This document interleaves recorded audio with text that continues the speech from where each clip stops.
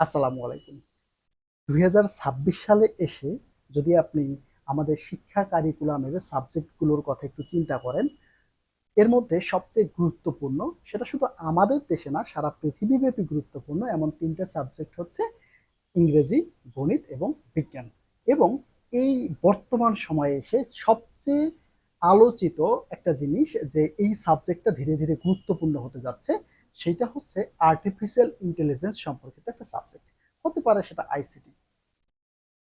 এটার গুরুত্ব আহ, আমরা কতটা উপলব্ধি করতে পারছি, বাংলাদেশের মানুষরা কতটা উপলব্ধি করতে পারছি, এটা আসলে এখনো বোঝা যাচ্ছে না।